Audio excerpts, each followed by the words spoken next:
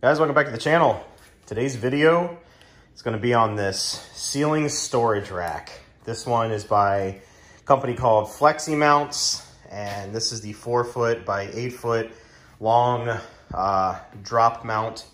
I'm in here in my garage, and I'm going to be mounting it somewhere up here on the ceiling. I'm not 100% sure where I want to go, but you can kind of see how much room I have. This is a 10-foot ceiling house, and the space above the garage door, the normal working height here, is a lot. So perfect opportunity to put in one of these ceiling mounts. So without further ado, I'm gonna get started. This thing says it holds up to 600 pounds. You can adjust the height from a 22 to a 40-inch ceiling drop, which is quite nice. And I bought this with my own hard-earned dollars. I was not given this by FlexiMounts, even though that would be nice if they did give it to me, because I think this thing's about 200 bucks. So I'll throw a link down below where you can grab one, Amazon affiliate link. Buy one if you like it. I don't know if I like it yet because I haven't put it up, but let's start building it. Hey, here's how it comes packaged for all you people who are obsessed with packaging videos. Pretty well packed. It's kind of that commercial welded, or if I would say semi-commercial welded mesh onto a aluminum frame. Some label information there for you. I'm gonna get all this out, laid out, and I'll show you what you get in the box. Here's everything all taken out of the box. Got these are stacked 2 high, so there's 4 of those 48-inch by 2-foot mesh shelves. There's the brackets, all metal brackets there. Here's a good look at the hardware. Comes with locking nuts, nylon nuts, whatever you want to call them, so they don't come loose over time. You see that little blue nylon lock head in there.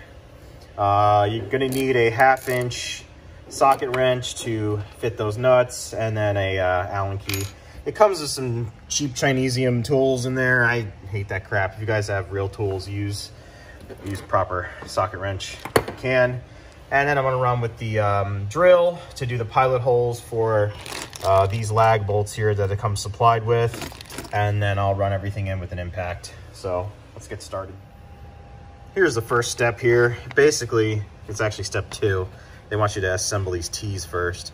But that's basically what you're doing on the ceiling. So if your joists are running this direction, each one of these top brackets meets up with 2 joists there. And they want to make sure that you are 48 inches from centers on the sides here, and you're 48 inches from edge to edge. I'll show you up there. It's a little, these directions are, I don't know, I guess they're par for the course, but there's the first step, second step.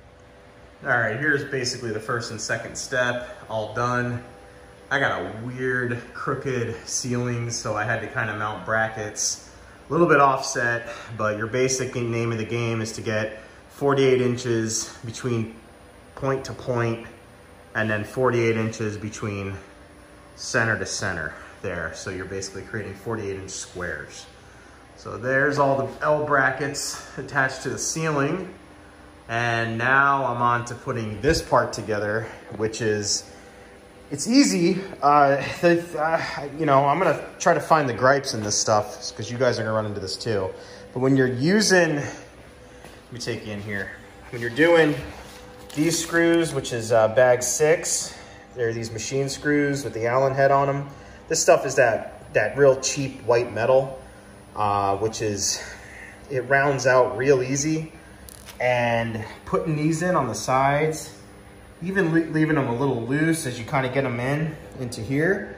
For some reason, these metals don't like to play together, or the powder coating's a little thick on the actual frame. So every turn of the screw is torture on your thumbs.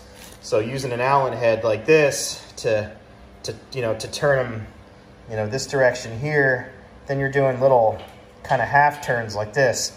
And there's a million screws to put in. So there's a better way to do this. If you got a set of these drivers, these are good.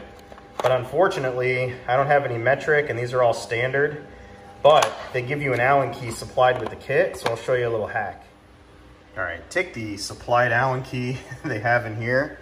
And if you got a household hacksaw, you can cut the end of this Allen key off, and I'll show you what you do.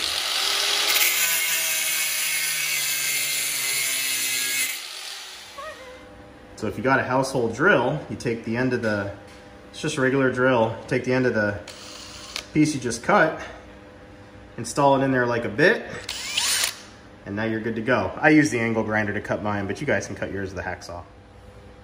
So now you just get them hand tight in here. This is one of the side braces. So there's your corner. Here's one of your angle braces. Come back with your drill, just like that. Go 1, 2. All set. So it makes the work a lot easier. Same on the sides too. You can go at them like that. Little tip. All right, there it is. All hung up.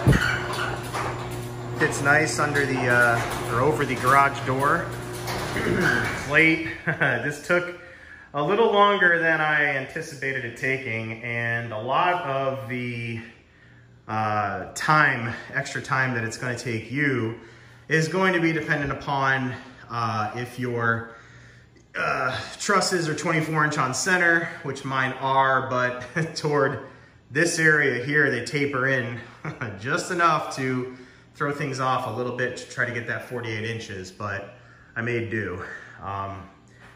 The other thing I'll gripe about, since we're talking about pros and cons of this thing, or I am anyways, is the center brackets. Let me take you over here.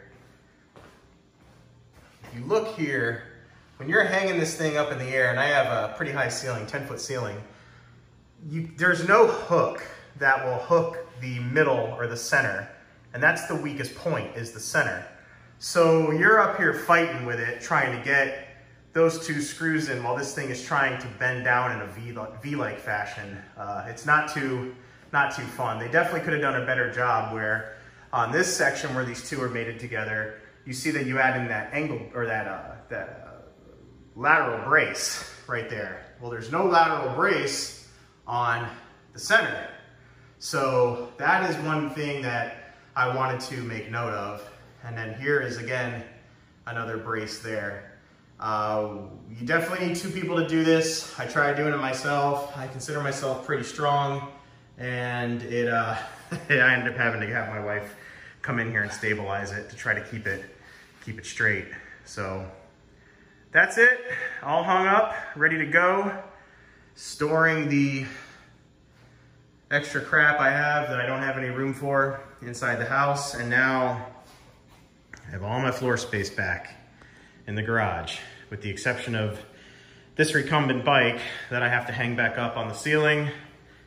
I have all my space back. So now I can put the golf cart on this side, wife's truck on that side, and now all this floor space is mine again.